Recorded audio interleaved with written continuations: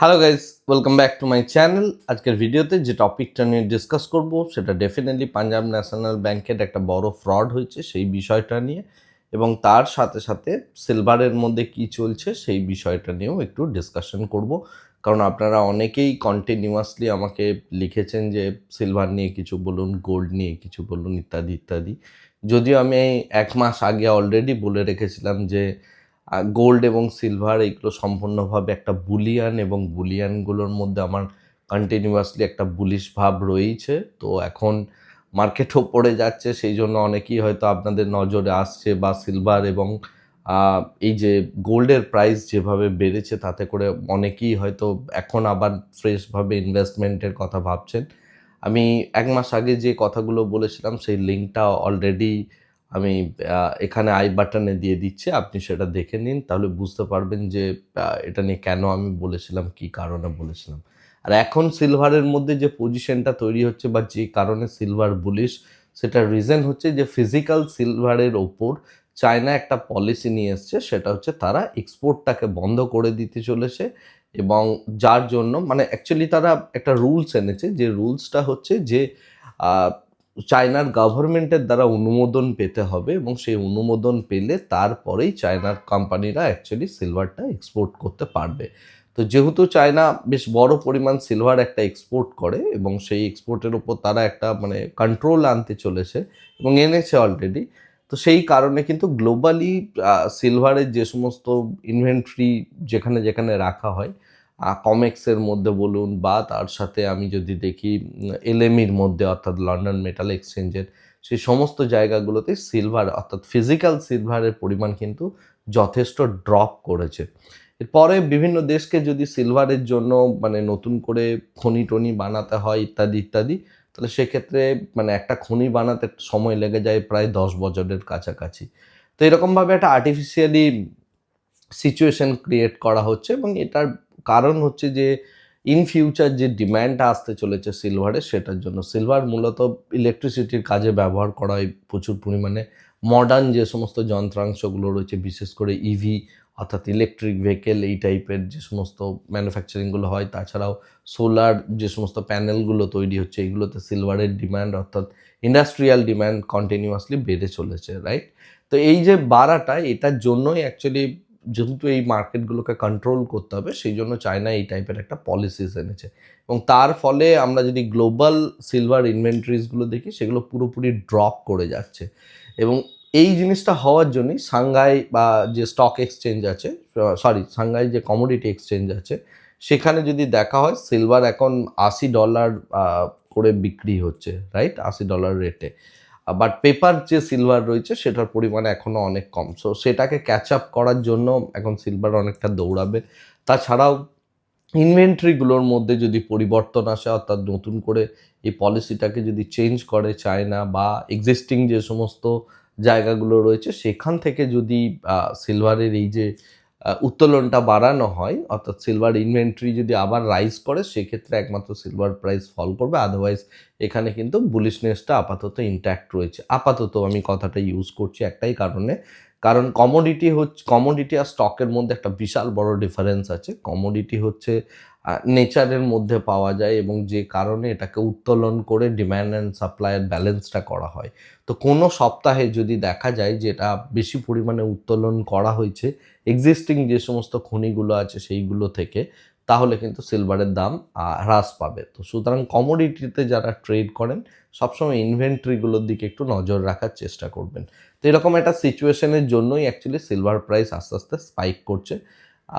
তো এটা বুলিয়ানের মধ্যে প্রায়ই হয়ে থাকে। এছাড়া গোল্ডের জন্য যেটা ইম্পর্টেন্ট, সেটা হচ্ছে গোল্ড অলওয়েজই বুলিশ থাকে ইন্ডিয়ার রেসপেক্টে। তার একটাই রিজন, সেটা হচ্ছে আমাদের যে কারেন্সি ডেপ্রিসিয়েশন, সেটাকে নিউট্রালাইজ করার জন্য গোল্ডের এই বিষয়টা কিন্তু হয়ে থাকে। তো সেই কারণে আমি এগুলোর মধ্যে এখনও বৃদ্ধি হবে এরকম একটা চিন্তাভাবনা দেখতে পাচ্ছি, বা বুলিশনেস আপাতত এখনও ইনট্যাক্ট রয়েছে বলেই আমি মনে করি।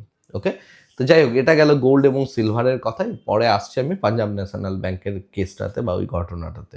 পাঞ্জাব ন্যাশনাল ব্যাংকে যে ঘটনাটা ঘটেছে সেটা হচ্ছে যে শ্রী ইনফ্রাস্ট্রাকচার, SREI, এই নামটা মানে স্পেলিং অনেক রকমের, স্পেলিংয়ে অনেকগুলো শ্রী গ্রুপ আছে, SHREE নামেরও শ্রী গ্রুপ আছে যারা শ্রী সিমেন্ট ইত্যাদি করে থাকে। তো এই যে SREI নামে যে শ্রী গ্রুপ রয়েছে সেই গ্রুপে দুটো বড় বড় কোম্পানি যারা মূলত হচ্ছে NBFCs, শ্রী ফাইন্যান্স লিমিটেড এবং তার সাথে হচ্ছে শ্রী ইকুইপমেন্ট ফাইন্যান্স লিমিটেড। তো এইরকম দুটো কোম্পানি যে রয়েছে এই দুটো কোম্পানি কিন্তু প্রচুর পরিমাণে লোন তুলেছে পাঞ্জাব ন্যাশনাল ব্যাংক থেকে, প্রায় 2,500 কোটি টাকার কাছাকাছি। এই অ্যালিগেশনটা পাঞ্জাব ন্যাশনাল ব্যাংকে যে এর আগে যারা প্রোমোটার ছিল তারা অ্যাকচুয়ালি তাদের স্টেক সেল করে দিয়ে কোম্পানি থেকে বেরিয়ে গিয়েছে। কিন্তু যেটা দেখা যাচ্ছে এই যে শ্রী গ্রুপ রয়েছে এরা 2,500 কোটি টাকার কাছাকাছি প্রোমোটাররা যে লোন নিয়েছিল সেই লোনের টাকাটা তারা বিভিন্নভাবে খরচা করেছে। কোম্পানির যে মানে ব্যালেন্স শিট বা কোম্পানির জন্য যেভাবে ইউটিলাইজ করা হয় সেইভাবে কিন্তু করা হয়নি, এবং সেই কারণে পাঞ্জাব ন্যাশনাল ব্যাংক যে কথাটা জানিয়েছে, যে আরবিআইকে এই বিষয়টা জানিয়েছে শুক্রবার দিন লেট ইভিনিংয়ে, যে এরকম এরকম ব্যাপার হয়েছে এবং এটা সম্পূর্ণভাবে মানে আমাদের সাথে ফ্রড করা হয়েছে, এটা আরবিআইকে জানানো হয়েছে।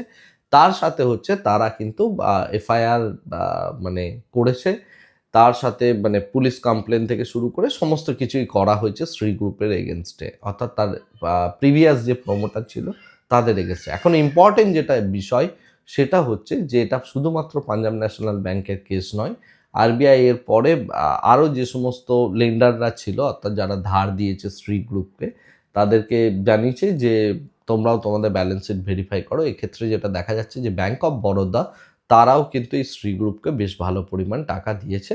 তো আগামীকাল সকালে এই দুটো শেয়ারের জন্য একটু প্রেশার থাকার কথা, ব্যাংক অফ বরোদা এবং তার সাথে আমরা যদি দেখি পাঞ্জাব ন্যাশনাল ব্যাংকে। কিন্তু যেটা বিষয় সেটা পাঞ্জাব ন্যাশনাল ব্যাংক আরও জানিয়েছে যে তাদের এই যে 2,500 কোটি টাকার যে লোনটা দেওয়া হয়েছে সেটা তো আজকে দেওয়া হয়নি, দীর্ঘদিন আগে দেওয়া হয়েছে।